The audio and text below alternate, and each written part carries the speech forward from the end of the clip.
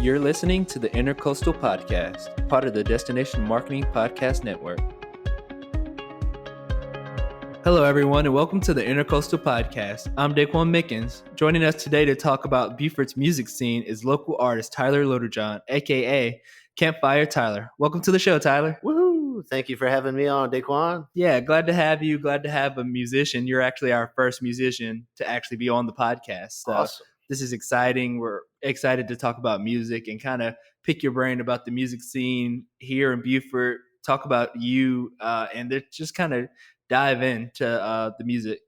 So can you tell us your Beaufort story? Like, where did you grow up in the area? Yeah, sure. So I was born and raised here in Beaufort. I grew up in Grace Hill, South Carolina, which is out kind of a little bit past the air station. Yeah.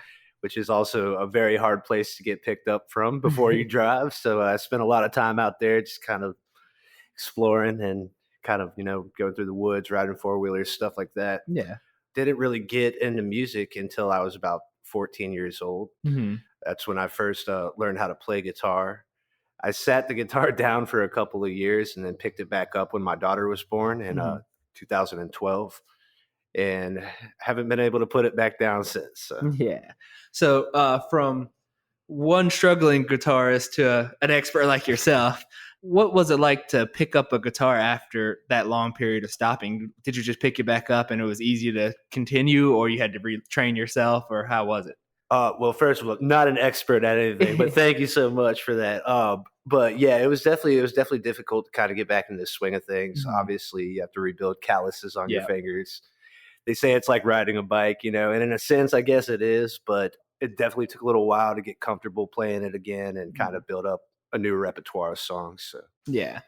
For me, especially, I understand the callus part. I got the calluses and I would get in the shower and it would kill my hands because of the hot water. Oh, yeah. And then once I got used to it and then stopped trying to start back up, you're like, oh my goodness, my hands hurt. Oh, yeah. So for sure, especially around here with the humidity and stuff. Yeah, it's like a constant retraining of kind of just toughening that skin up a little bit. Yeah, I agree.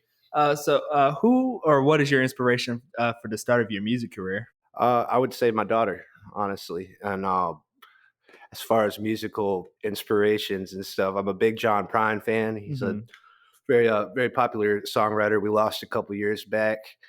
And I really liked his simplicity. He goes by, 3 chords and the truth motto. Yeah. Aside from that, you're going to get a kick out of this one. My biggest musical inspiration is Outkast. Oh, nice. I love me some Outkast. Yeah, that's a good choice. Great choice. Great storytellers and just a very good understanding of music. And great musicians as well. Absolutely, yeah. Yeah, on the subject of your inspirations and you learning to play guitar, could you tell us how you learned or were you taught? How did it go beginning to learn? Yeah, sure.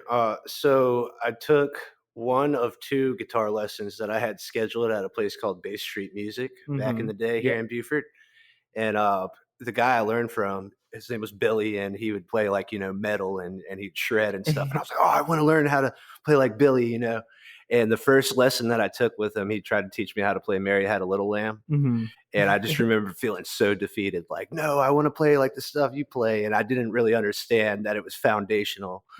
So that kind of discouraged me for a little bit. Then I did what a lot of teenagers do, which is go on Ultimate Guitar and download tabs and then kind of learn from YouTube videos and just a lot of trial and error. Yeah, and I've heard it's actually harder to learn from YouTube and tabs to kind of get going. So much out there these days too, man. And some of it can be, really misleading, but I would say for anybody thinking about picking up a guitar, just start very simple, allow yourself a lot of grace and a lot of patience for sure. Yeah, I agree. It's definitely tough to just kind of jump in the deep end and think, I can just pick up and play, but you got to learn the chords. Yeah, and then you throw in and singing on top of that. And that's a whole nother ball field. I can imagine. How did you transition from learning to just play guitar to singing? Because you said you're fairly new to this as a career. How did you transition into that?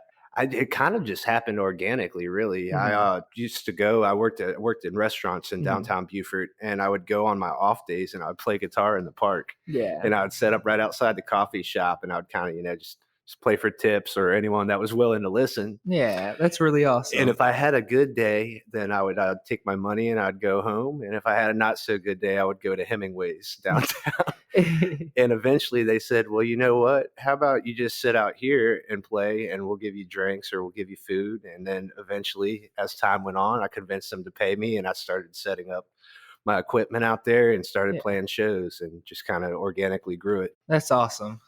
Did you ever take any like vocal lessons in the past, or choir or anything like that? You just I did a little bit of choir in high school, which helped a lot. And Vic Farner was my teacher, and he's a local musician. He plays around here, and I remember being in his class, and he was very strict. And it wasn't even that he was strict in a mean way. He just wanted the best out of every single one of his students. Yeah. And I regret not paying a little bit more attention in that class.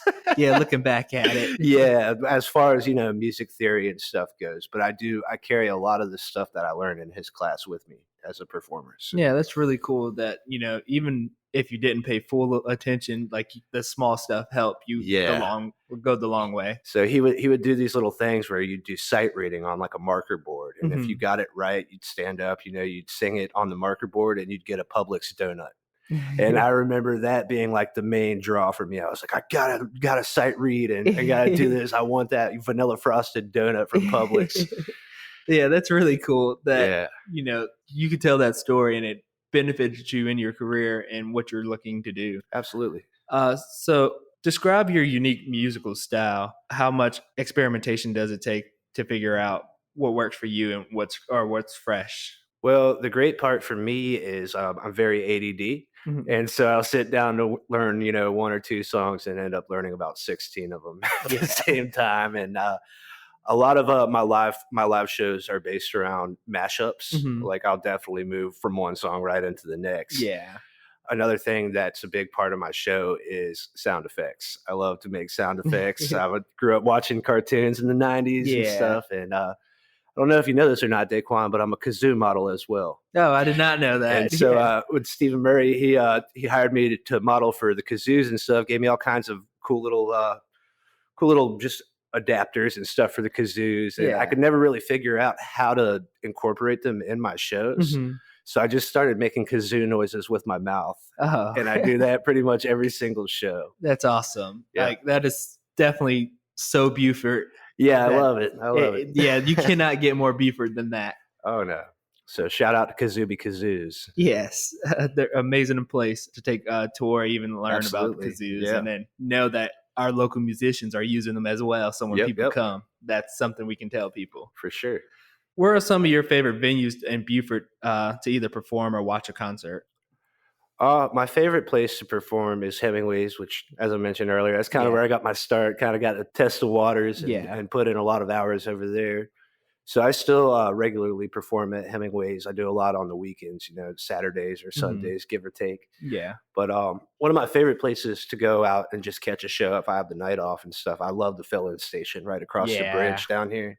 They do a lot of local bands. They also bring in people from out of town to come in and play. Like they had like a Van Halen tribute band not too long ago. Yeah. They had Artemis Pyle of Leonard Skinner fame. He came and brought his band.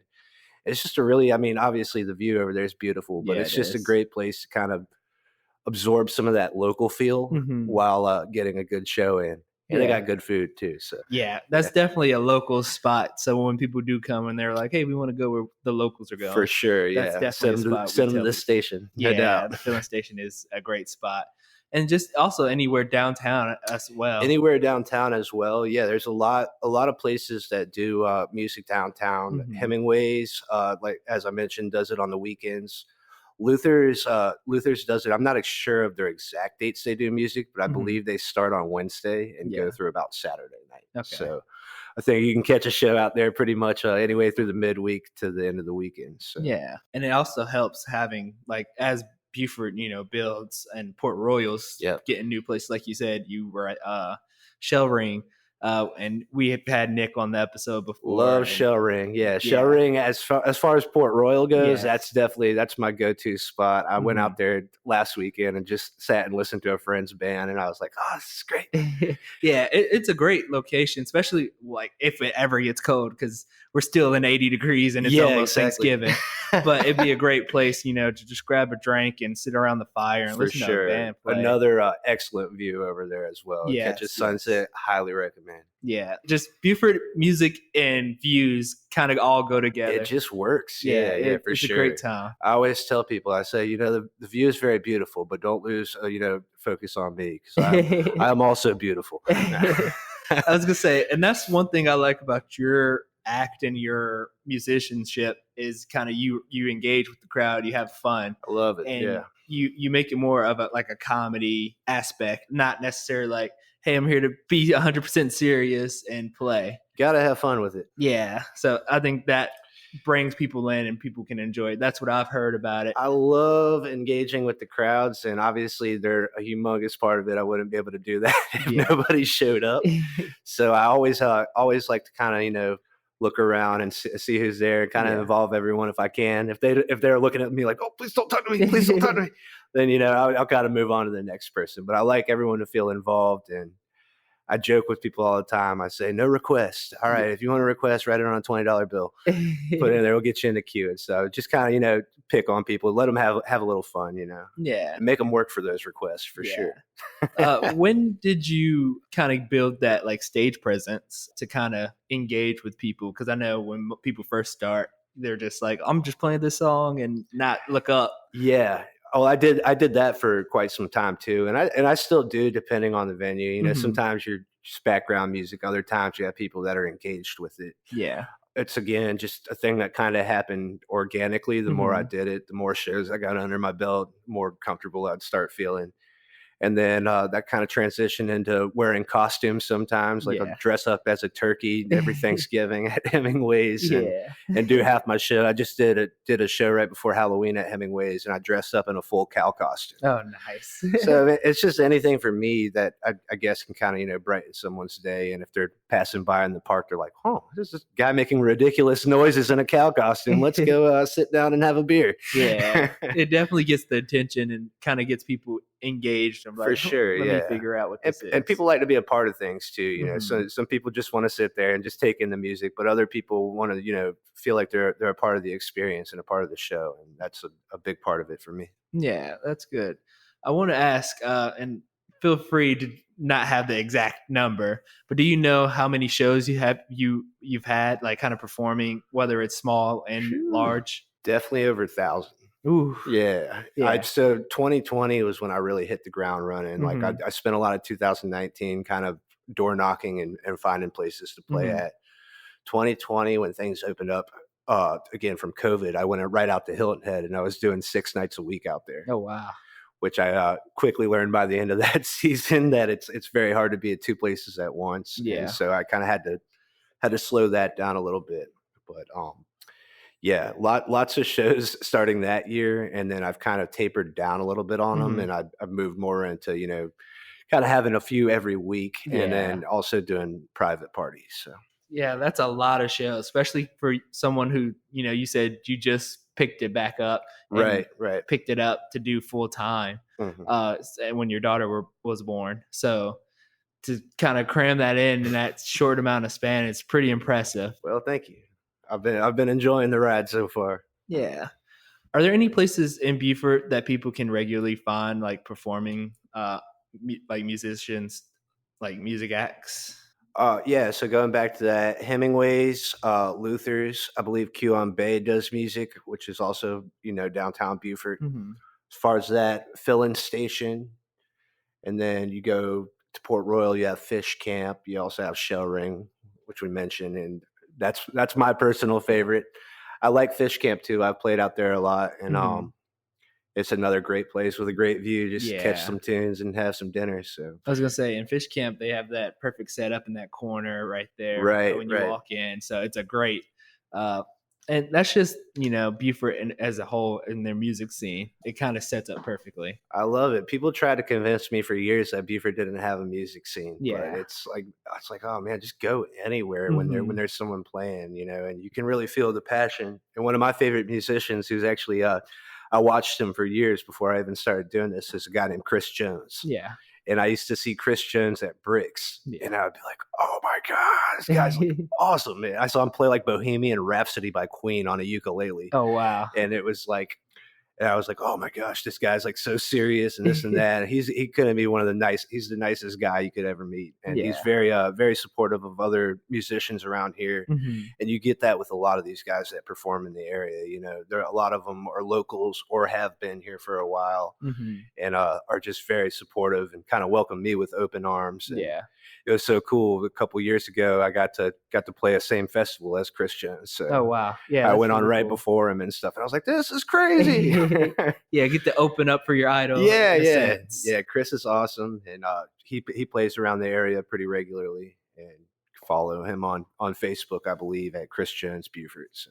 Yeah, and it's also what I've learned with one of our coworkers. Their spouse is a former musician. He kind of just does like a rock band out in St. Helena, but there's so many like retired musicians that kind of move to Right, the area, and they definitely. just still kind of want to play, or they want to listen and hear music still. So That's what I would love to see, kind of sidetracking a little bit, but I would mhm, love to see a very good open mic come to yeah, fruition around here, just hmm so that people, that are maybe not wanting to go out and perform hmm as a job or even regularly, yeah, can still come out, and we can all kind of meet each other and jam. I think that would yeah, be cool. And I haven't really seen a local open mic around here that really sticks after a while. hmm So yeah. anybody listening that has any ideas, let's work.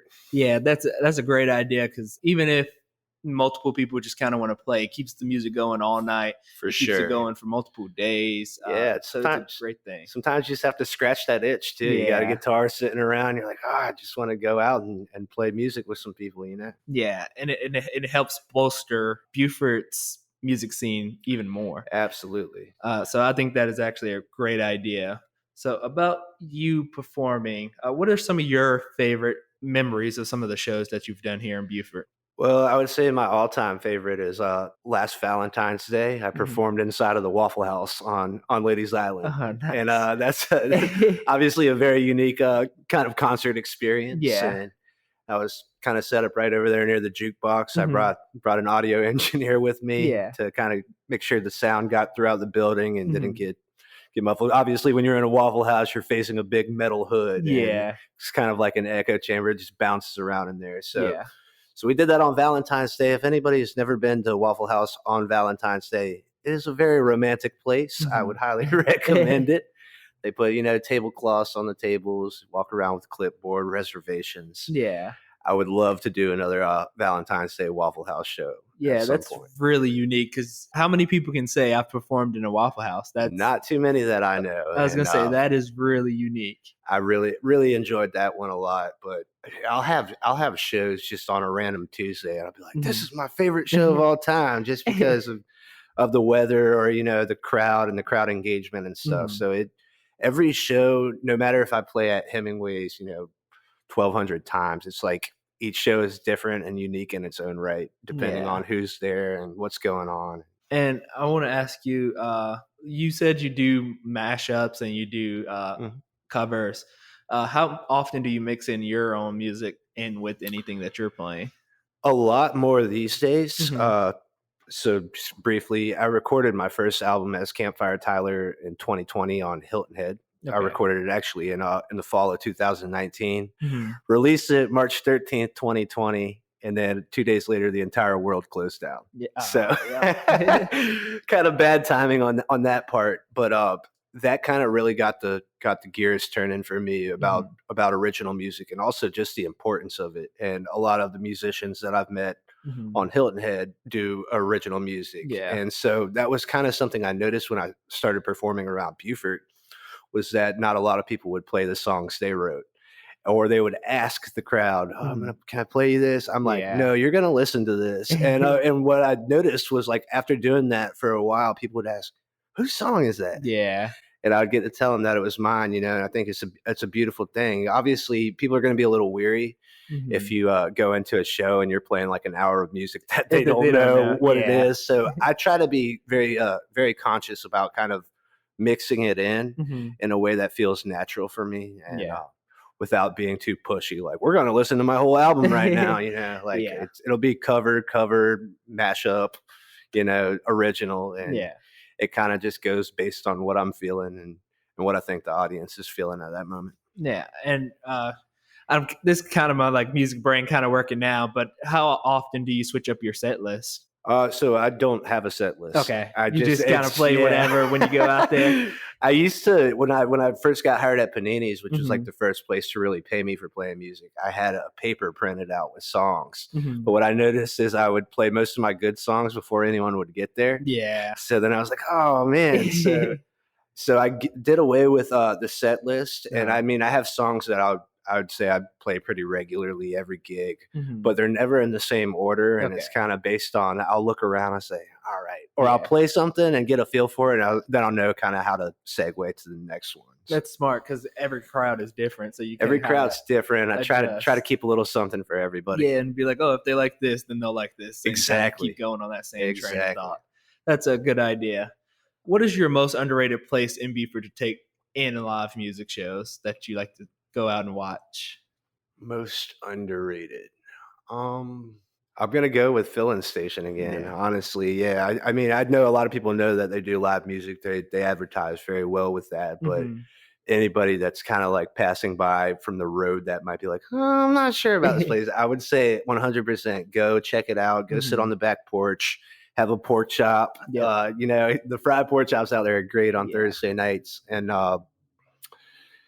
it's just really neat venue, and they care a lot about, especially like the local musicians. They've always been very supportive of me and playing my originals and kind of going out.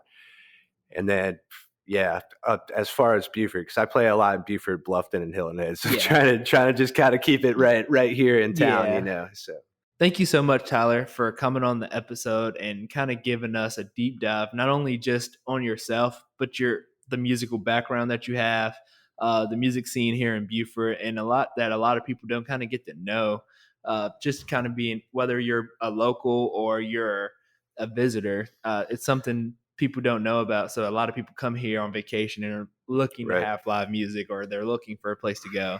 So we really appreciate you giving us that insight from a musical perspective. Absolutely. Thank you for having me on, and get out there and support some live local music. Before we go, could you tell the listeners where they can find you, and whether your social media or where they can find your album? So you can find my album on all streaming platforms. I have an album out, a couple of EPs, a couple of singles out, and that's Campfire Tyler. You could ask Siri to play it. You could go on Spotify, iTunes, wherever you get your music, and you can find me on there. As far as the schedule, I kind of just go where the wind blows me these days. You have a good chance of finding me out at Hemingway's on Saturdays.